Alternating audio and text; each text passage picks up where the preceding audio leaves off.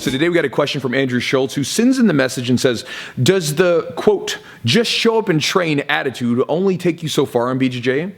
Is there a point where people need to make a deliberate effort to bring their game together, i.e. maybe blue or purple belt?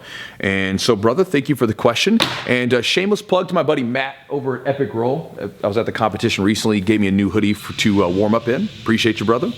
And getting to Andrew's question, before I get into like the specifics, let me sort of give you an idea of what I think about learning and what I think about coaches and what their purpose is. So when it comes to learning, I really believe that learning, you only really learn something once you've discovered it. And what I mean by this is, think about in your own life, right?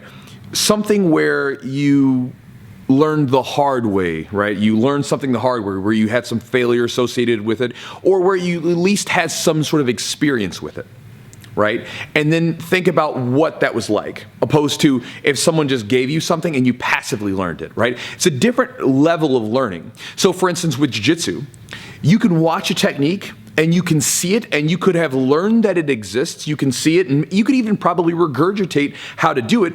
But when it comes to rolling, you won't be able to use it necessarily, right? But we all know the feeling of when we learned a technique, when we got shown the technique, we were taught the technique, and then once we actually hit it in rolling, that is a different level of learning that you've discovered because you figured out how to actually make it work. You figured out how to use the information, and you have some practice with it. And so I really think that information's only learned on a real, like, usable level, like a real level, once you have some experience with it, and once you've kind of discovered it, once you've discovered how it works and everything else. Otherwise, to me, it's very superfluous, right? It's on the surface. It's not really deep learning at that point. It's like you can maybe regurgitate and parrot it, but you don't really know it. And then when it comes to coaches, I don't see them as like essentially parents that are there to spoon feed you, right? They're not there to just make you, give you everything, because they are there to be a guide, essentially, where they light a path using the experience and the wisdom that they've gathered over the years of their training and everything that they've done, and they're lighting a path for you to follow, so that this way you can make your own discoveries, because they'll show you a path so that this way you have a smoother start than they did.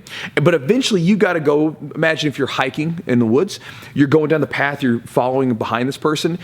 Eventually you've got to come up and say, what's down that way? I want to go down this way. Hey, you go on without me. I'm going to go over here now, right? You've got to eventually kind of go down your own path and find your own stuff. And so with that, when I got into jiu-jitsu, I took a very deliberate focus to my game from the get-go. When I started getting into jiu-jitsu, I remember, my coach never came to me and said, Chewy, you know what? Kimuras are going to be the best move for you. Kimuras are going to be the best move for you from now until probably you're a black belt. But that's what ended up happening. Kimuras have been one of my highest percentage submissions since I was a white belt. I've used them and I still love them to this day. What happened was my coach showed me how to do a Kimura. He gave me some tips on how to hit it, gave me some details from his own experience. I started to experience a little success with it. I was like, oh, that feels pretty natural, feels pretty good. And then I got interested. I was like, Kimuras, I want to learn more about this move. So then I went online, and you guys are lucky. You guys have YouTube, and you have like courses where as soon as you buy it at the checkout on the online page, you can watch it immediately. It wasn't like that back in 2003, 2004 when I started. You would buy the thing, the DVD would come in the mail, and you'd wait for it, and then you'd have to pop the disc in and everything else. And it was so slow. And again, you guys are lucky. But anyway, getting back to it, I had to, buy the course. I bought a DVD set, and one of those DVDs had the side control disc that had a bunch of Kimura series stuff on it. And I wore that disc out. I would watch it again and again, watch it on my own. I had a buddy that lived with me at the time, and we would drill it. And again, I would do that, and then I would watch matches that I could find online or that I bought VHS tapes for. This is, again, it's a long time. I'm showing my age here. But I would buy these matches that I could find, and I would try to find places where people were doing Kimuras and watch how they set it up. Again, really diving into this move, and then I would try that stuff when I was going to the gym. And I did this so much so that I remember there was one time I was rolling, and my coach, he noticed me doing something he'd never taught, and he looks at me, goes, "You've been watching those DVDs, haven't you?" And for me, of course, I was like, kind of gave him a shit-eating grin. I was like, yep. So again, it's one of those things where from the get-go, I was taking a deliberate focus on my game. Now, I was taking the stuff that my coach was showing me, but what it is as he would sort of give me some things, once I found something that was useful to me, I would then go down the rabbit hole and try to find out more about that thing. And so with you, I think from the very beginning, brother, like you should be focusing on whatever it is that you want to work on. Because again, jiu-jitsu is, it's like playing, if you're playing a video game, it's like create a character. You get to decide what you want to be good, what you're going to get good at. I mean, if you put enough time into a position, you're going to figure it out. And so it really comes down to one, what do you want to be good at?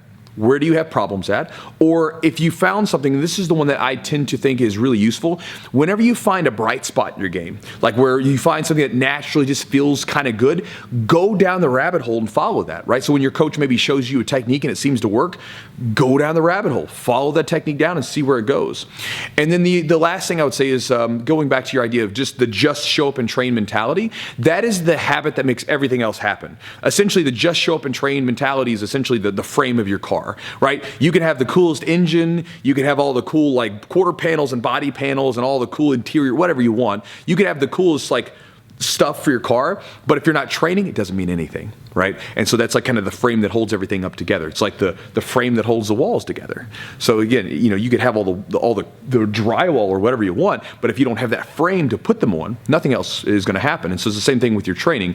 You can have all the techniques, you can have all the cool videos, you can have all this stuff, but if you're not training on a consistent basis, it's not really worth anything. So hopefully that's useful to you, Andrew, and hopefully that's useful to any of you guys that are newer in jiu-jitsu and wondering like, when do you like really start to focus on your game? To me, it should be from the very beginning. You don't have to wait for it. You don't have to wait to be a blue belt.